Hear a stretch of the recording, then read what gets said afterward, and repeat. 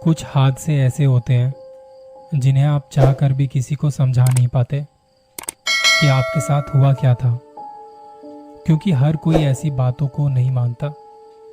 पर आप यकीन करो ना करो, ऐसे हादसे लोगों के साथ हुए हैं और होते रहेंगे।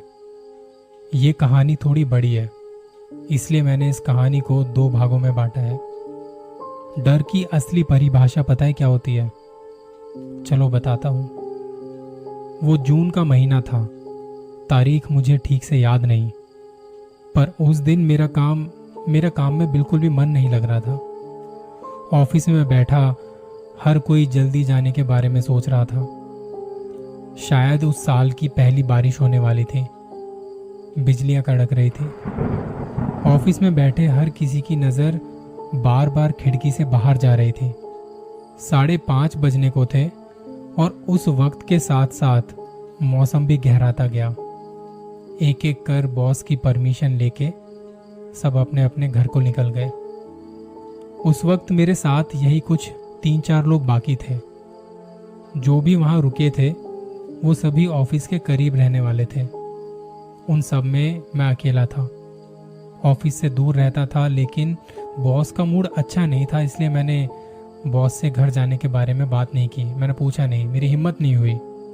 मैं घड़ी की तरफ देख रहा था कि तभी बॉस अपने फोन पर बात करते हुए कैबिन से बाहर आ गया और बाहर आकर सीधा मेरे पास आके खड़ा हो गया। हाँ, भेजता हूँ, अभी भेजता हूँ। उन्होंने फ़ोन साइड में करते हुए मेरे पास आकर मुझसे कहा, अमित, मेरा एक ज़रूरी काम है, करोगे? मैंने बिना पूछे ही उन्हें हाँ कर दी। तुम्हें हॉस्पिटल जाकर जल्द से जल्द मेरे एक दोस्त को ये पैसे पहुंचाने हैं।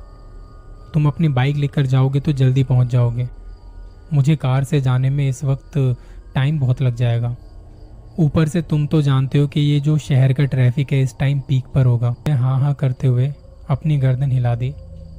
कुछ देर में उन्होंने पैसों का बंडल एक थैली में बांधकर मेरे पास रख दिया और उसी के साथ जिन्हें पैसे पहुंचाने थे उसका नाम भी, उनका मोबाइल नंबर और वार्ड नंबर मुझे दे दिया। वो सब लेकर मैं ऑफिस से बाहर निकल गया और सीधा पार्किंग की तरफ भागा। आसमान पूरी तरह बादलों से घिरा हुआ था। हल्की हल्की बूंदें पड़ रही थी। मैं अपना बैग लटकाकर बाइक को किक मारना शुरू करता हूँ, पर बाइक स्टार्ट नहीं हो रही थी।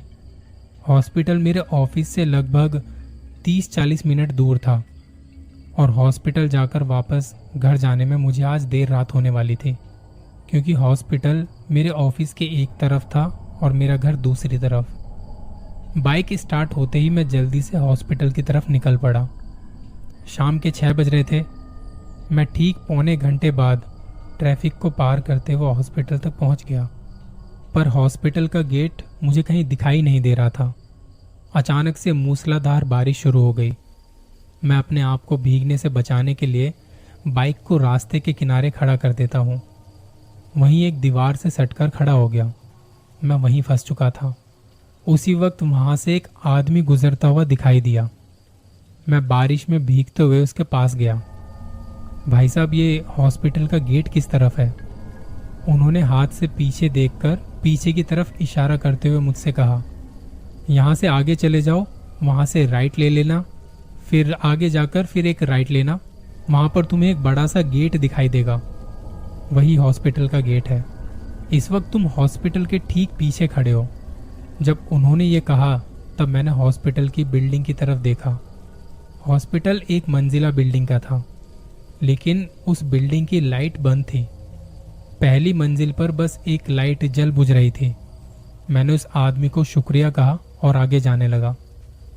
तभी उस आदमी ने मुझे आवाज़ दी, यहाँ पीछे के गेट से अंदर जाने की कोशिश मत करना, मतलब ये जगह अच्छी नहीं है। अंदर आने जाने के लिए वो गेट बंद है, खुला दिखे तो भी वहाँ से मत जाना। इतना बोलकर वो आदमी वहाँ से निकल गया। उसकी बात सुनकर मैं सोच में पड़ गया कि उसने मुझसे ऐसा क्यों कहा कि ये जगह अच्छी नहीं है। बारिश भी तेज़ हो रही थी। मुझे पैसे जल्द से जल्द पहुंचाने थे। यहाँ खड़े रहने से कोई फ़ायदा नहीं था। और ये सोचते हुए मेरी नज़र अपने आप ही फिर से उस बिल्डिंग की तरफ चली गई। अब घना अंधेरा हो चुका था। कोई भी लाइट नहीं जल रही थी वहाँ। मैंने अपनी बाइक स्टार्ट की और वहाँ से आगे निकल पड़ा। कुछ आगे जाने के बाद मेरी बाइक अचानक से बंद हो गई। देखा तो बाइक में पेट्रोल ख़त्म हो चुका था। मैं वहाँ खड़े होकर आसपास देखने लगा। वो थोड़ा सुनसान इलाका था। मेरा ध्यान वहीं सामने के गेट की तरफ चला गया। वहाँ पर एक पुराना सा जंग लगा बोर्ड लटक रहा था, जिस पर लिखा था कि इस गेट का इस्तेमाल करना मना है, और उसके ठीक नीचे लिखा था कुत्तों से सावधान। वो गेट टेढ़ा और टूटा हुआ था। मेरा ध्यान फिर से अंदर चला गया। उस वक्त उस बिल्डिंग की पहली मंजिल पर लाइट जल बुझने लगी थी। ऐसा लगा जैसे वहाँ कोई है। बारिश के कारण वहाँ सब कुछ धुंधला धुंधला सा नजर आ रहा था, पर वहाँ कोई था। मेरा ध्यान उसकी परछाई पर था। तभी मेरा फ़ोन बज उठा। मैंने किसी तरह उस बारिश में अपना फ़ोन निकाला। अमित, कहाँ हो? अब तक पहुँचे नहीं क्या? मैंने अपने फ़ोन को एक प्लास्टिक की थैली में रखते हुए कहा, सर बस अभी पहुँच रहा हूँ 10-15 मिनट में। मुझे सामने से ठीक है बस इतनी ही आवाज़ सुनाई आई, और इतना कहकर बॉस ने फ़ोन रख दिया। मैं बाइक को धकेलता हुआ टूटे हुए गेट के पास चला गया। वहीं गेट के पास खड़ा होकर अंदर देख रहा था। वहाँ बिल्डिंग के आसपास ऊंचे ऊंचे पेड़ थे। वो पेड़ बहुत पुराने लग रहे थे। नीचे सब तरफ पेड़ों के पत्ते बिखरे पड़े थे। वहीं खड़े होकर सोचने लगा, अंदर जाऊं या ना जाऊं। हॉस्पिटल का वो हिस्सा काले घने अंधेरे में डूबा हुआ था। अगर अंदर सच में कुत्ते हुए तो वहां से भाग पाना मेरे लिए मुश्किल था। लेकिन बाइक को धकेलते हुए आगे के गेट तक ले जाने में मुझे और वक्त लग जाता, इसलिए मैं बाइक को खींचता हुआ उस गेट के अंदर चला गया। मेरे अंदर जाते हुए पूरी बिल्डिंग की लाइट अपने आप जल उठी। हर तरफ रोशनी फैल गई। मैंने सोचा यहाँ बिजली चली गई थी, और मैं खामखा अंदर जाने से डर रहा था। वहीं एक खिड़की के गेट के नीचे मैंने अपनी बाइक को खड़ा कर दिया, और मैं वहां से आगे बढ़ चला। सामने जाने पर मैंने देखा कि बिल्डिंग के एक कोने में बड़े बड़े अक्षरों में लिखा हुआ था प्रसूति गृह, जो कि काफी खराब हो चुका था। प्रसूति गृह मतलब जहाँ पे बच्चे पैदा होते हैं। मैं बिल्डिंग के एंट्रेंस के पास पहुंचा और कुछ देर वहां खड़ा रहा। मैं यहाँ वहाँ देख रहा था कि कोई मुझे मिल जाए तो मैं किसी से आगे जाने के बारे में पूछताछ कर सकूं। मैंने बिल्डिंग के अंदर झांक कर देखा, पर अंदर कोई नहीं था।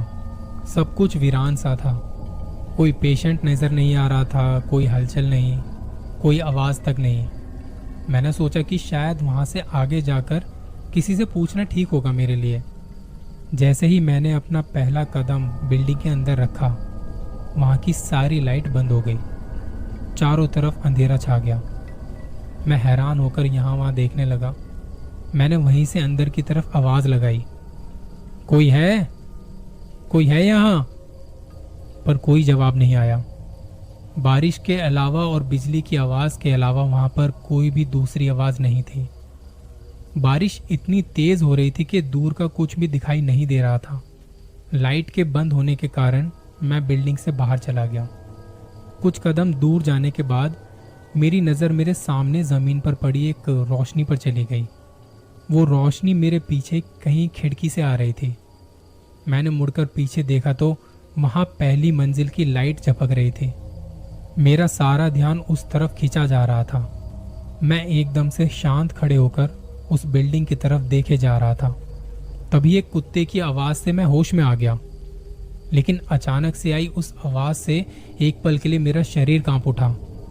उस कुत्ते को हटाने लगा, पर तब मैंने महसूस किया कि वो कुत्ता मुझे देखकर भौंक नहीं रहा था। वो तो उस खिड़की की तरफ देख रहा था। वो देख मेरा डर थोड़ा कम हो गया, और तभी फिर से मेरा फ़ोन बज उठा। अरे भाई, कहाँ हो तुम? जी सर, हॉस्पिटल में हूँ मैं, बस वार्ड को ढूंढ रहा हूँ। अच्छा ठीक है, पैसे देने के बाद ना मुझे कॉल करना फिर से।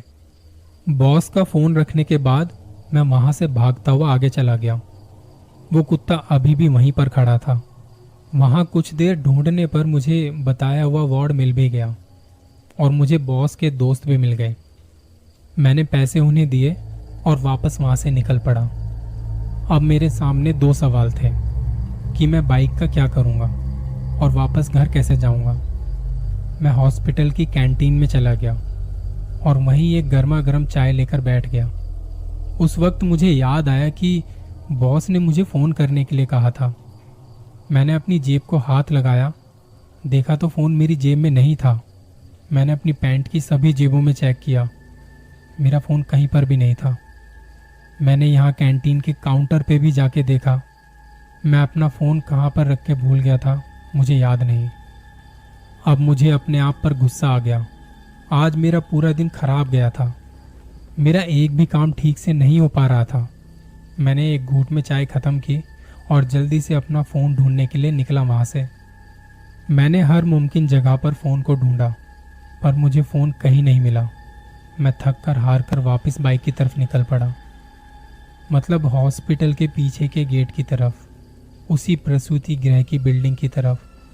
वहाँ जाने पर मुझे याद आया कि शायद मेरा फ़ोन यहीं कहीं पे हो सकता है, क्योंकि आखिरी बार मैंने यहीं पर खड़े होकर अपने फ़ोन से बात की थी। ये सोचकर मैं वहाँ की आधी अधूरी रोशनी में अपना मोबाइल ढूंढने लगा। फिर से ऊपर से आती हुई कमरे की रोशनी की तरफ मेरा ध्यान गया। इस वक्त भी उस कमरे की लाइट झपक रही थी। पता नहीं वहाँ मेरे साथ क्या हो रहा था। मैंने अपना ध्यान हटाया और मोबाइल ढूंढने लगा। तभी मुझे कहीं से मेरे फ़ोन की रिंगटोन की आवाज़ सुनाई पड़ने लगी।